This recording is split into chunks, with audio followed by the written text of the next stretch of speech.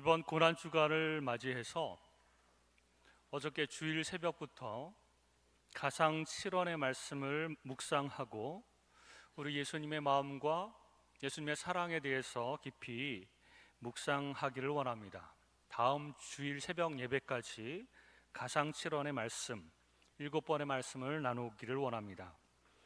어제는 첫 번째 말씀, 아버지여 저들의 죄를 사하시옵소서 라는 말씀을 가지고 함께 묵상을 했습니다. 오늘은 가상 7원 중에 두 번째 말씀, 오늘 내가 나와 함께 낙원에 있으리라, 이 말씀을 우리 깊이 묵상하며 하나님께서 우리에게 들려주시는 말씀, 그것을 또 기억해 보고자 합니다.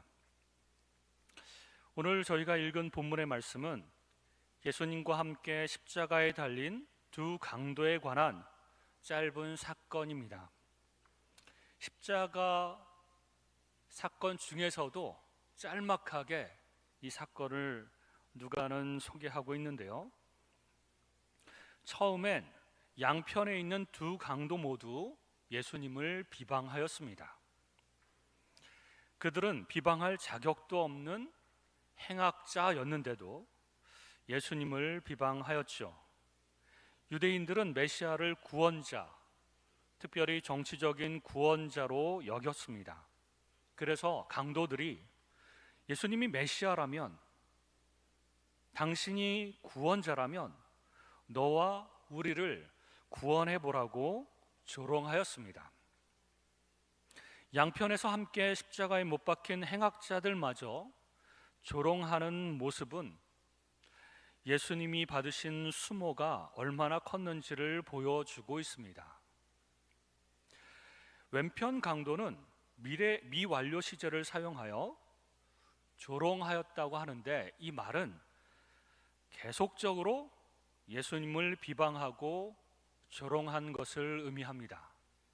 한마디 조롱하고 비방하고 한 것이 아니라 죽어가면서 계속적으로 욕하고 조롱하고 비웃고 예수님께 그렇게 대했다는 것입니다. 자기가 십자가에 못 박혀 죽어가면서도 굉장한 고통 중에 있었을 텐데도 이 강도는 악에 바쳐서, 그리고 계속해서 저주의 말과 조롱의 말로 예수님을 자극하는 말을 했던 것입니다. 그 강도처럼 예수님을 향해 또 하나님을 향해 비방하고 조롱하는 어리석은 사람들이 오늘날도 너무나도 많이 있습니다. 그런데 오른편의 강도는 처음에는 예수님을 함께 비방하고 조롱하였지만 가까이서 예수님의 죽어가는 모습을 지켜보면서, 또 무엇 때문인지는 모르겠지만 그 마음이 움직였고, 저분이야말로 구약 성경에서 예언한 메시아라고 생각을 고쳐먹었습니다. 어쩌면 이전에 무리들을 따라다니면서 예수님의 설교를 들었을 수도 있고, 또 예수님께서 행하신 기적을 보았던 것이 생각났을 수도 있습니다. 또는 재판 과정 속에서 예수님의 말씀으로 감화를 받았거나, 아니면 십자가의 고통을 참고 묵묵히 감당하신 태도를 통해서 저분이야말로 우리가 기다리던 그 메시아가 아닐까, 이러면서 마음이 움직였을지도 모르겠습니다. 그리고 처음에 비방하고 조롱했던 것을 뉘우치고 오히려 왼편 강도에게 꾸짖으며 이렇게 말합니다. 40절에 보면 내가 동일한 정죄를 받고서도 하나님을 두려워하지 아니하느냐, 우리는 우리가 행한 일에 상당한 보응을 받는 것이니 이에 당연하거니와 이 사람이 행한 것은 옳지 않은 것이 없느니라. 비방하고 조롱하는 거 그만해라. 우리는 우리 죄 때문에 이렇게 죽어가지만 이분은 죄 없이 우리의 죄를 위해서 죽어가는 것이다. 이렇게 꾸짖었습니다. 이 강도는 죽음을 목전에 두고 심판장이신 하나님을 두려워했을 것입니다. 그리고 과거 자기의 삶을 다시 평가해 보았을지도 모르겠습니다. 그리고 예수님이 하나님이 보내신 메시아라면 그를 비방하고 조롱하는 것은 하나님을 대적하는 행위라고 생각했을지도 모르겠습니다. 그리고 나서 예수님께 이렇게 말합니다. 예수여, 당신의 나라에 임하실 때에 나를 기억하소서. 그렇게 요청하는 것이죠. 죽어가고 있는 예수님이 아주 대단한 권력을 가지고 이 땅을, 이스라엘을 다스리는 왕으로서 계신 것이 아니지 않습니까? 마치 범죄자 취급을 받으면서 십자가에서 죽어가고 있는데, 그러한 예수님, 이제 조금 있으면 죽으면 끝인데 그 예수님께 이런 고백을 하는 것이죠. 당신의 나라에 임하실 때에, 당신의 나라에 임하실 때에, 죽어서 당신의 나라에 임하실 때에. 이 표현을 보면 이 강도는 정말 예수님께서 다시 부활하시든지 아니면 죽어서 가실 그 하나님의 나라, 그 하나님의 나라에 들어가실 것이라고 믿은 것이 분명했습니다. 죽어서 그분의 나라, 당신의 나라에 들어가실 때 나를 기억하소서라고 믿음의 고백을 한 것입니다.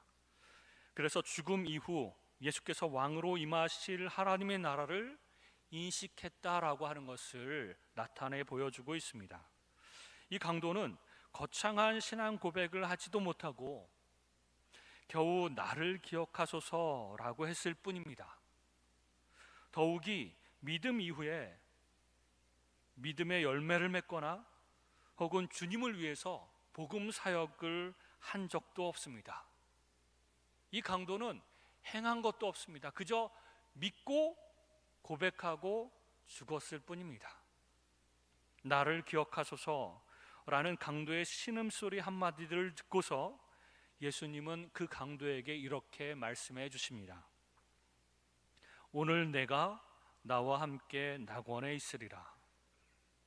이 말씀은 십자가상에서 고통 중에 힘겹게 이 강도에게 말씀하신 것입니다.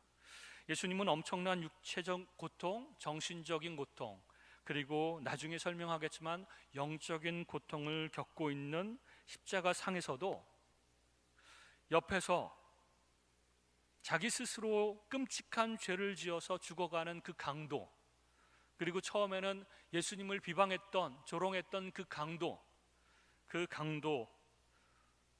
그 죽어가는 그 불쌍한 영혼에 대해서 긍휼의 마음이 있으셨고, 그리고 나를 기억하소서라고 하는 간단한 구원의 요청에 응답하시면서 은혜를 베풀어 주셨습니다. 오늘 내가 나와 함께 낙원에 있으리라.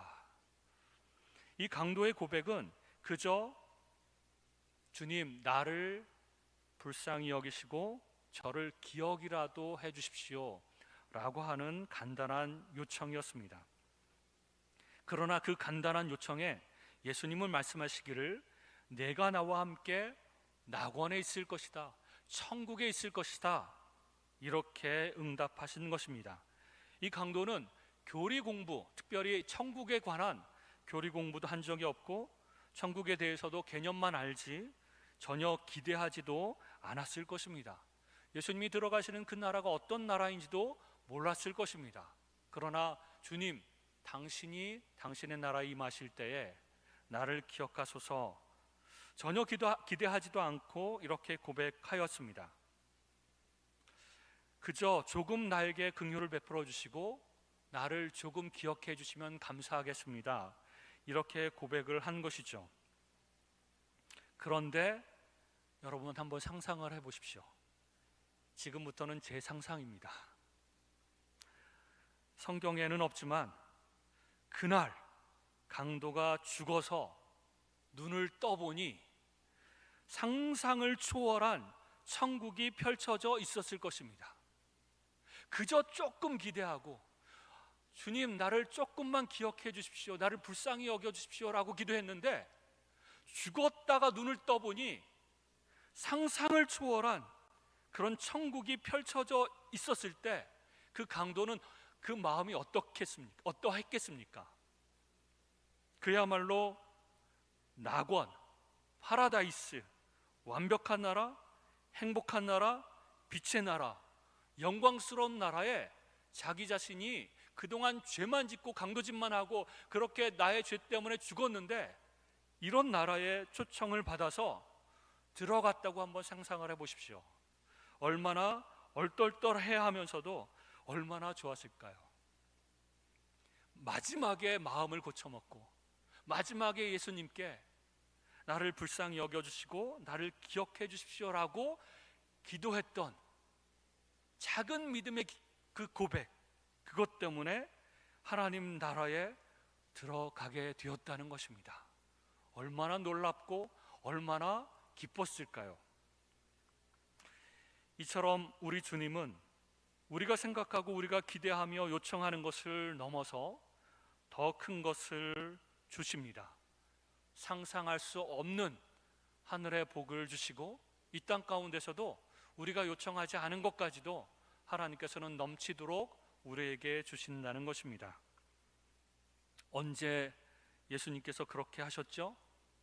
고통 중에 죽어가면서 말하기도 너무나도 힘든데 그 강도에게 힘을 다 짜내어서 오늘 네가 나와 함께 낙원에 있을 것이다 라고 말씀해 주시고, 예수님은 죽어가시면서도 고통 중에서도 그 강도를 긍휼히 여기시고 사랑하셔서 그의 나라로 인도하셨습니다. 이와 같이 예수님은 우리도 긍휼히 여기시고 사랑하십니다. 우리는 강도보다 훨씬 더 수준 높은 신앙의 고백을 하지 않습니까?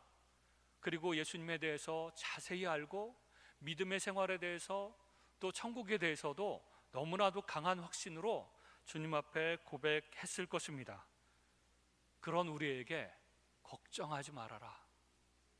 네가 나와 함께 낙원에 있을 것이다. 천국에 있을 것이다. 이렇게 말씀해 주시는 것이죠. 우리 죄로 말미암아 우리도 우리 삶 가운데서 고통을 당하고 좌절을 경험하고 낭망하고 염려하고 걱정하면서 살아갈 때 예수님께서 우리에게도 동일한 말씀으로 이렇게 말씀하십니다. 내 자녀야, 삶이 힘들지 조금만 기다려라. 내가 나와 함께 낙원에 있을 것이다. 내가 상상도 하지 못했던 그런 나라가 너를 기다리고 있을 것이다. 그러니 좀 더 힘을 내고 좀 더 믿음으로 견디며 이 세상을 살아가렴. 내가 항상 너와 함께 있을 것이고 결국은 천국으로 너를 인도할 것이다.